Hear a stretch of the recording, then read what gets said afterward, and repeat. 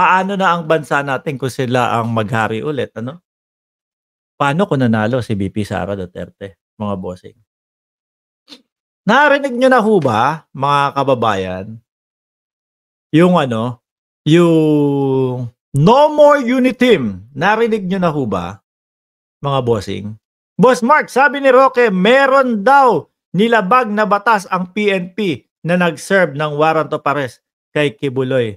Baliktad na ata ang utak niyang si Roque. Huwag niyo nang pinagpapapansin yan. Dapat ang inaasikaso ni Roque, mga boss chief amo sir, yun. Yung kaso niya kay Trillanes. Dumako tayo sa pangalawang topic natin, mga kababayan. Ano ho? Dumako tayo sa pangalawang topic natin. Ito nga po, no more Unitim. Hindi na kami kumbaga, hindi na kami, tawag dito, kandidato, so wala nang Unitim. Aba, gusto ko yun. Ano po? Gusto ko yun, mga kababayan. Wala nang Unitim. Siguro, kasi minsan ganito, iniisip ko siguro si Pangulong Bongbong Marcos talagang medyo hawak muna siya Saglit lang, hindi pa pwede. Kasi iniisip din niya ang vice-presidente. Di ho ba?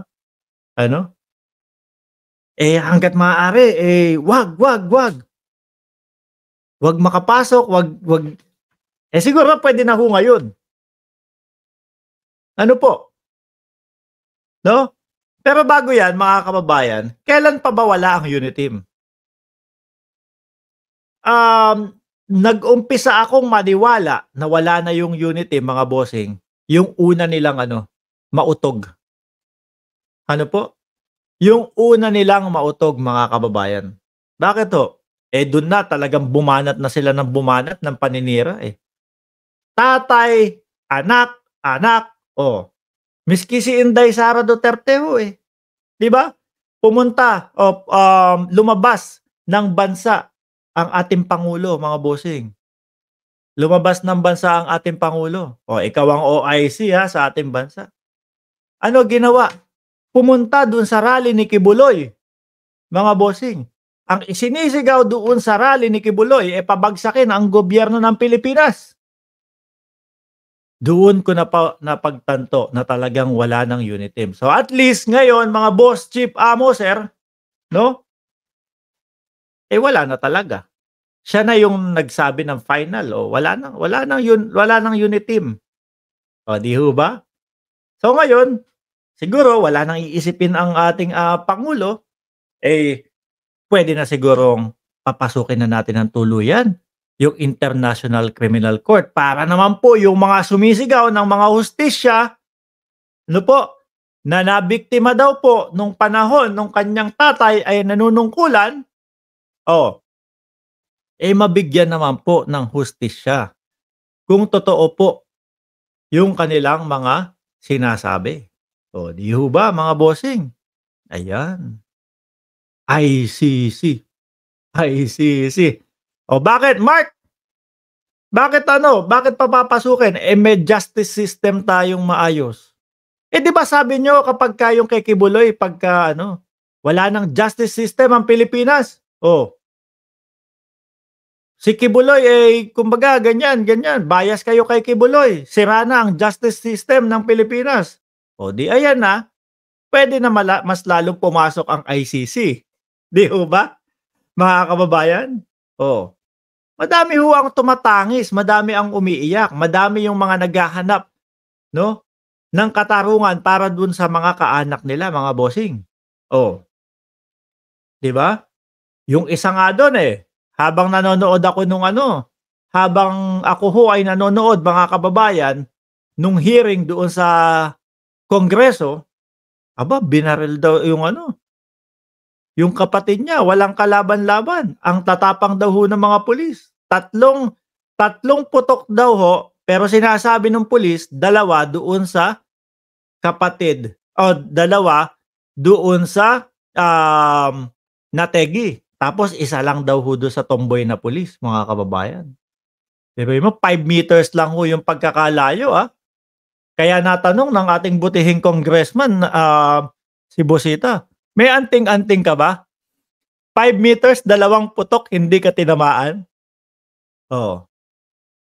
Ako, tingin ko baka yun yung sinasabing overkill, mga bossing. Yun yung sinasabing overkill, mga kababayan. 'Di ho ba? Matatapang yung mga kapulisan natin dito, eh. Sagot kasi, eh. 'Di ba? Kapagka lumaban sa inyo, sagot ko kayo. Oh, sabi nung nakaupo, eh, sagot daw tayo. Tapos meron pang quota system, yari na. Naku po, kailangan madami tayong i-report. Oh, nandiyan na ho yung mape-pressure dahil do sa quota system at pagkatapos ho, mga kababayan, bigla tumatakbo sa kanilang isipan na, "Sagot naman tayo, eh." Tara, tuloy-tuloy na. 'Di ba, mga kababayan? Paimbestigahan na din po yung West Philippine Sea patungkol ho, mga kababayan, doon sa gentleman's agreement. O, 'di ba? Para naman po ang ating bayan, mga bossing, malinis na po at tuluyan tayong makalaya po, mga kababayan. Oh, kasi ang nangyayari ho sa administrasyong Marcos ngayon, mga bossing, talaga naman pong ang nangyayari, puro ano na lang, puro remedyo. Kumbaga nireremedyohan yung mga naging problema o ginawang problema nung nakaraang administrasyon. Kaya ang tagal at ang bagal nating makausad ngayon, mga bossing. Si Aling Sara na din nag-self-destruct out of Uniteam. O, kung nga makagawa ng video, manggagamit. Siya rin pala ang manggagamit. So, correct, ma'am. 'Di ba? Kung baga sa Mahjong, Flores lang 'yan. Oh, boss, may natira pang trigger happy. Mana kay digong nyo. Paimbestigahan na 'tong lahat, mga kababayan. Ano po, i-check na lahat diyan. Total wala nang Uniteam. 'Di ba? Wala nang isasaalang-alang. Ako, yun lang ho yung palagay ko, sinasaalang-alang ng ating presidente. Ang ano, kasi kung makikita niyo ho, mga bossing, ano po, kung makikita ho natin, mga bossing, yung pag yung sigaw ng taong bayan sa pagpapaalis kay VP Sara para dun sa Department of Education. Medyo ano pa, alangan pa talaga ang pangulo dun, eh. Ano, although rinig na po nating lahat, mga kababayan, wala, eh.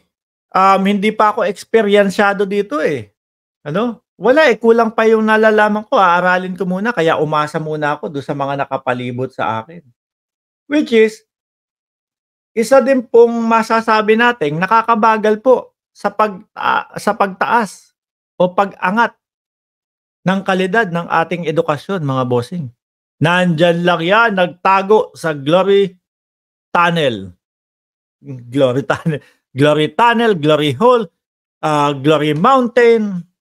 Ano, siguro galit sila sa pangulo ngayon, 'no? Dahil po sa mga nangyayari kay Kibuloy. Dati pa lang ho, mga bossing, sa Estados Unidos pa lang po, hinahabol na ho 'yan, si Kibuloy. Ano po? Which is, talagang hahanga ka sa ating pangulo, mga kababayan. Hindi siya yung isang tao o hindi siya yung presidente na saglit, hindi ko puwedeng galawin si Kibuloy, kasi nung panahon ng eleksyon nandiyan ang SMNI para sa akin, para manalo, 'no? Joke lang 'yun. Kumbaga, hindi tumatanaw ng utang na loob kapagka ano, 'pag meron kang problema, 'pag merong reklamo sa iyo, kailangan mong sagutin iyan. 'Di ho ba? Oh, paano na lang ho kung gano'n ang ating pangulo? Malamang sa alamang po yung mga, di umano o yung mga humaharap diyaan sa Senado, mga kababayan, na nagrereklamo kay Kibuloy, baka hanggang ngayon po tumatangis yun, 'di ba? Iyak kayo! Sa 2028, Sara, the next uy, hindi daw si Sara, sabi. Uy, sabi hindi daw si Sara. Nasaan ka, nasaan ka? Hindi daw, si Basti daw ang i-aano. Paano yun? Si Basti daw. Si Basti na mabagal magsalita kapagka English or Tagalog. Bogs, shout out po. So kayo po mga kababayan, ano po ang sa tingin nyo dito, mga bossing? Ano po? Tama po ba? Since wala na, no, wala nang unit team, eh, parang pwede nang papasukin ang International Criminal Court para naman yung mga tumatangis, yung mga tao na nagsasabi na sila ay naargabyado po, mga bossing, na sila ay kumbaga na overkilled nung panahon ni dating Pangulong Duterte, eh kung katotohanan po yung mga sinasabi nila, mga kababayan, mabigyan ho ng hustisya.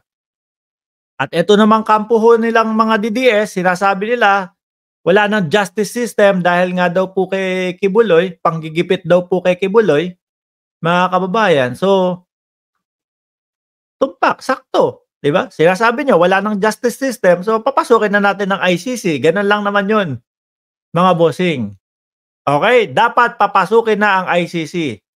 Eh, sabi naman ni Trillanes, ni dating Senador Trillanes, June, hindi naman niya sinabing June lang. Di ba? June hanggang August. Nandiyan yan, isa-serve ang warrant of arrest. So may panahon pa. Ano po? Baka bukas magsalita na ang ating Pangulo. Kinausap ako ng DOJ eh. Ito daw yung mga legal terms natin, mga ganito, ganyan eh. Wala eh. Nung bumitaw pala sila sa International Criminal Court, eh laway-laway lang. Walang kasulatan. Oh. Eh ibig sabihin, walang formal na pag-alis sa ICC. Ha? Walang formal na pag-alis sa ICC. Kaya naman nasabi na first batch si dating Pangulong Duterte. Second batch si Bato, si Bongo, at kasama nga dyan si Inday Sara Duterte daw ho, mga kababayan. Ito na ho siguro yung time. Ano mga bossing? Ito na ho siguro yung time para naman mapakinggan natin yung mga nagrereklamo sa kanila, mga kababayan. Ito na din ho siguro ang time na kailangan na ding ipatawag sa Kongreso yung mismong tao na sinasabi na nagkaroon ng gentleman's agreement o secret agreement, no? Sa China, mga kababayan. Iisay-isahin yung mga kasalanan na yan kasama mga vloggers. Hintayin nyo lang, sabi ni Shoes the Great. Kasama ng mga DDS vloggers. Hintayin nyo lang. Oh. No comment, sabi ni Noli Marquez. Ang mga protektor ng mga kriminal. Good day, Sir MR. 349 like. Aba, ang bilis. 349 na. Luz Morishima. Naku po, pag ganon, Sara or Baste, the next president, nakalutang na tayong lahat niyan. Eh baka ano na po, tayo ay probinsya na talaga ng China, mga bossing. Ano ho? Lahat yan ikulong para wala ng basura sa Pilipinas. ICC, Nylon Jackson. Anyway, mga kababayan, yan lang po muna ang ating topic sa araw na ito, mga bossing, dahil sabi ko nga medyo pagod ho eh, at kailangan ko matulog agad, mga bossing. Ano po? Ako'y magpapaalam muna. Comment nyo lang po dyan, mga bossing, kung talagang kailangan na talagang umpisahan lahat ito. Pati po yung pag-serve ng warrant of arrest at papasukin na ulit ang International Criminal Court, mga bossing. Okay? Maraming salamat and God bless po sa ating lahat.